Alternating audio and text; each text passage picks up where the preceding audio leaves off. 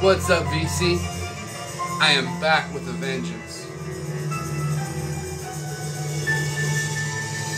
No, my phone, so I still haven't changed the SD card. That's a cheap one. It's glitching out, and all of a sudden now it's working. So for a little while I can film long videos, then it's going to unglitch and delete everything that I already filmed. So if I film this and post it on YouTube today, we'll be good.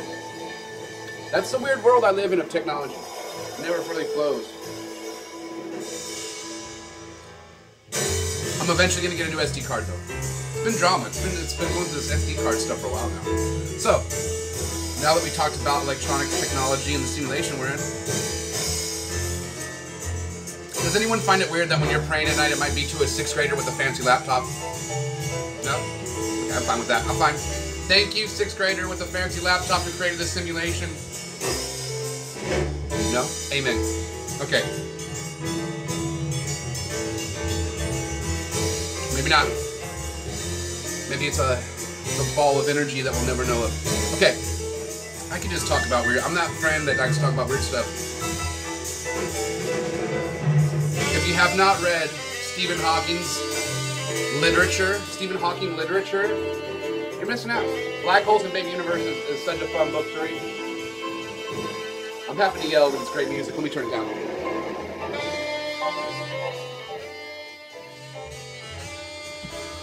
Alright, okay. Just having coffee. It's a beautiful day out here today in Central Tejas.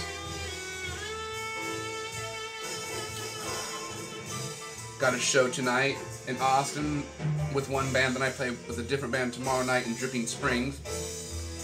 And on Sunday I'm just going to go busk. And be the lone busker. So let's talk about vinyl now. Okay. So I want to do an album review, this is not what's playing in the background. This album right here, Black to the Future by Sons of Kemet. This album is so damn good right here. So Impulse is like still relevant 60 years later, which is awesome. They put out some amazing music. But I've been mainly listening to older stuff on Impulse. I didn't even know that Impulse was still putting out newer bands or new music.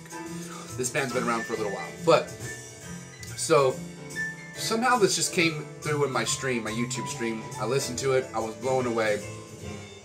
Didn't have a copy at my local spot, so I had to go online and cheat. Got the copy the day I had to fly to California, literally on July 18th. So I got to just listen to it a little bit. Sounds great. I highly recommend getting this album. It is a double LP. It's a double gatefold, double LP. It doesn't have a bunch of songs. They spread the songs out in a good way to where I feel like this is a good quality record.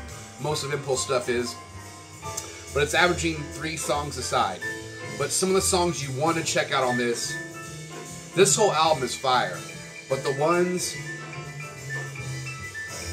For the Culture, To Never Forget the Source, in remembrance of those fallen, those 3, this whole album's really good. Those 3 will spark your interest into wanting to get this if you don't have it already. And I haven't really seen too many people in the vinyl community talk about this album. Hold on, we have to go back to glasses. And so get this. You can get it for cheap. It's only it's under 30 bucks. Go get it. You'll be stoked about it. It's on Impulse. It's so cool because they did the traditional whatever part. But they didn't do the traditional Impulse on the vinyl, on the logo, on this one. Which I would have liked if they had done. So I really like the Impulse logo. But anyways, this album's fire. Go get it. And this is not what's playing right now. I might tell you. I'm realizing I'm just going to put on secret stuff and you're going to have to find out on your own. But if me and myself and vinyl are watching, Kevin, if I just called you by your wrong name, I apologize, but I'm 100%. For some reason, all of a sudden, I just forget random stuff. And he was asking when I was listening to one of my other streams. That was Kosuk Mine, the album first. This album right here. I highly recommend getting this album. It's on 45 RPM, so good, sounds so really good. It's on BBE, Jazz BBE label, barely breaking even. And so what I do with my gate, if it's a 2 album, I just put one in front, one in back. I can't afford those fancy gatefolds that the Godfather buys. You know what I mean? This is just quick, easy, slap them out, still works. Alright, I was at my local spot, swooped this one up, Dennis Coffey Band, not Dennis Coffey and the Detroit Guitar Symphony or whatever. Detroit Guitar Band. But anyways, this is the Dennis Coffey Band, and it's with vocals, really good. It's total like funk disco. This is the album, A Sweet Taste of Sin. Such a cool name. And it's on Westbound Records.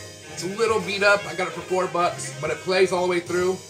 There's like a, on the edge of the vinyl, there's a small like crack, but it doesn't go into the song, just right on the edge. So anyways, it plays all the way through. $4, you can't complain. Super stoked. I'm a big Dennis Coffey fan. I mean, I don't have a bunch of his stuff, but I want to get more of his stuff. A while back, I found one of his 45s, and then with the song Taurus, and then I got his other album a while back, a little while after that, and I should be able to find it. It should be in my funk section somewhere over here.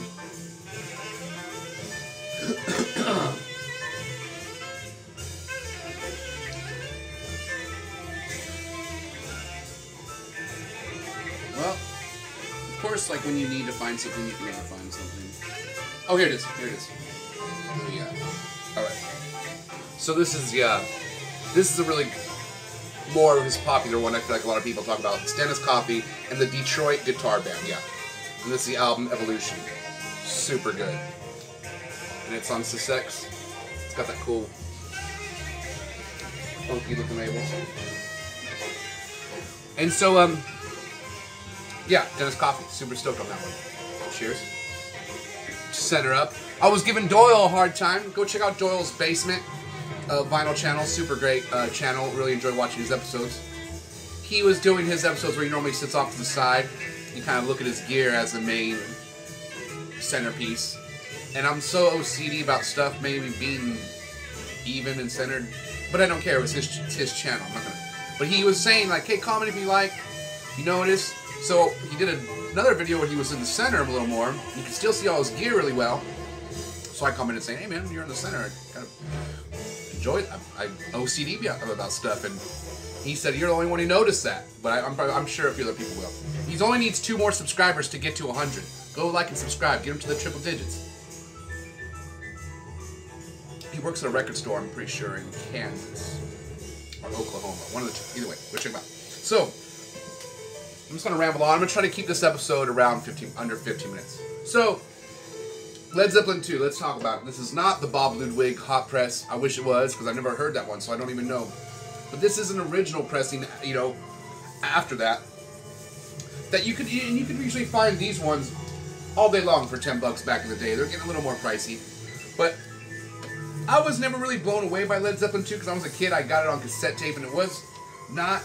Now I can appreciate it more, but it wasn't like Led Zeppelin 1 I liked a lot better. Presence I really liked a lot better. Led Zeppelin 3 I liked better. I pretty much liked everything better than this album. But this album has some amazing songs. It's totally legendary. But this is the only pressing I have, and I didn't know about the Robert Ludwig until, like, you know, I was watching these vinyl channels, and somebody's like, oh, Bob Ludwig, and so I was like, wow, I wish I would have bought a few more. I'm sure, yeah, I probably held one in my hand and didn't realize it just because I would see that album so often when I was hunting in the wilds, and like in the new arrival section of the used stuff, you would see it all quite often. So anyways, that being said, I was at Walmart, the Devil store, and I picked this one up. Now, it was super cheap. I'm going to stop throwing out numbers, I feel like, on YouTube, but it was unbelievably cheap. And then it was on the gatefold. It's the Jimmy Page mix, which I heard a lot of people complain about this one because they're saying the mix is horrible. It's pretty cool that it has the little hologram of the logo on the back. But the bad thing is they put the sticker on the actual album, not the seal, which is pretty stupid in my opinion. But it says classic album on 180 gram of vinyl, remastered by Jimmy Page. you know what? I put this on. I was impressed. It sounds really good. For the price, and it's on 180 gram, it sounds great. Now, does it sound better than the original one? No. The one thing you can tell right off the bat is the vocals sound a lot warmer and a little more reverb. Not like extra amount of reverb. The reverb's just thicker and fatter and milkier. So the vocals do sound better on the original one. So I can only imagine the Bob Ludwig, if that one is what everyone swears about, probably the vocals might even sound that much better going to that other mix. But if you don't have the original one, and this is the only one you can come across, you're gonna be stoked. The guitar still sounds. Obviously, the guitar. I feel like Jimmy Page basically went through, turned everything down, and then turned the guitar up. But I could be wrong. But it doesn't sound bad. It's on the gatefold. It's on 180 gram. The quality of the record, I was really impressed with because of how cheap it was. I was like, ah. But when I pulled it out, you guys know I'm crack about the edges. Fucking edges are smooth on this one. I felt like one little speck, but all the way around. I'm giving this an 8.2 on the edge. So super heavy, super clean. So the sound with the great quality for the cheap price, swoop it up. Swoop it up. It's totally worth getting. And so I was doing a shootout, and this one you can crank up loud and it still sounds really good. So don't beat yourself up too bad if that's the only one you can get, because it's actually really good, especially for the price. And like I said, if you're a guitar nerd, the guitar still sounds really good. I feel like, like I said, he turned everything down and cranked the guitar up. But either way, I was from the bad rap it got, I was like expecting worse. I was like, well, I was just, when I heard it, I was like, what the fuck, this sounds great. So that's me, and I have the 140 Audio-Technica. It's like the heavier one, the next model up, with 12-inch Cerwin Vegas, the VS120, the old models that are. You see one right here.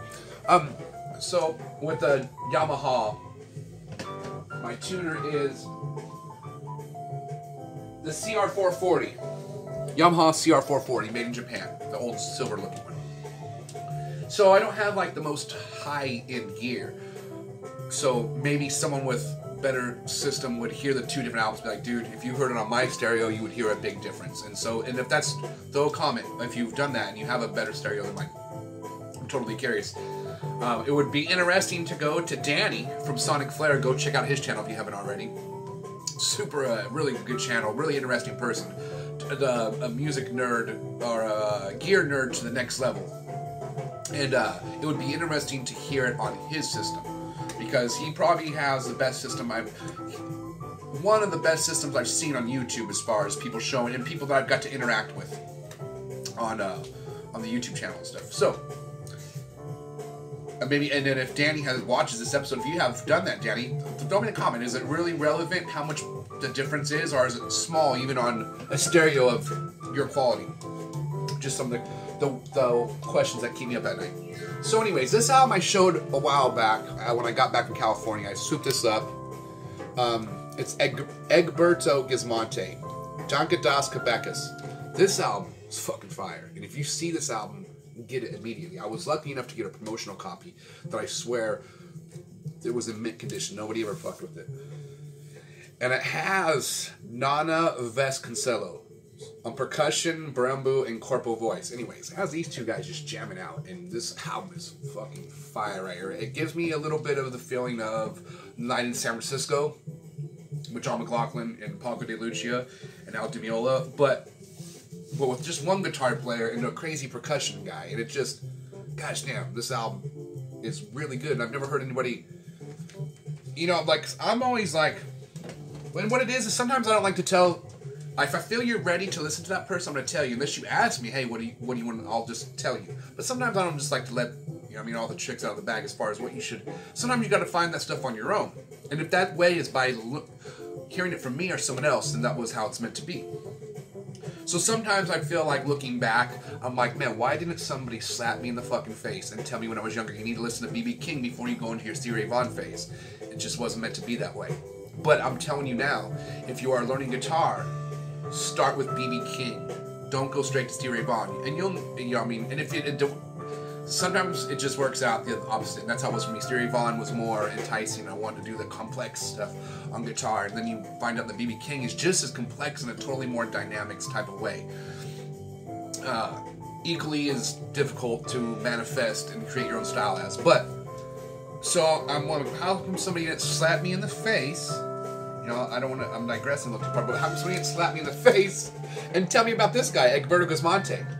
No one did, and it's meant to be this way. I finally found out about it at 40 years old. That's awesome. That's why, I had this fear, and I've talked about this in a few other episodes. One of my biggest fears, or worries, is that I would hit a barrier. I would find out all the music. There would, and then there would be nothing else to search for. Literally, this is a thought I had when I was really young, not knowing how big the world is and how fucking much music there is out there, which I am. And what's crazy, the older you get, the more that just opens up. It doesn't get smaller. And so that's like a dream come true for me, because that was one of my biggest worries. And now I know I never have to worry about that, because it's impossible. You'll never hit a barrier in searching for art, because art goes on. It just goes on forever. It goes on for the beginning of time. I mean, you have people in caves that were doing paintings and artwork, and what were they probably doing while they're doing those caves? I guarantee fucking playing some music, hitting rocks. I guarantee they were vibing out to some other pieces of art. If they were already doing crazy ass paintings of fucking animals and UFOs, apparently, possibly, they were making music. So either way, it goes back forever. So that being said, that was kind of the albums I wanted to talk about. Yeah. So anyways, if you enjoy these rants, like and subscribe on my channel. Please go check out all the other channels in the vinyl community. If you want to find these channels, all you do is put vinyl community in YouTube, and it's going to fucking bring you up a gang load of channels. And one time I said that in my video a while back. I was like, if you want to find vinyl, maybe just put, and I hadn't done that myself. So after I filmed that video, I went and did that. Found out, coffee burp. I found out about a bunch of other cool channels I had not discovered yet. So anyways, go do that. Stay positive and play lots of vinyl.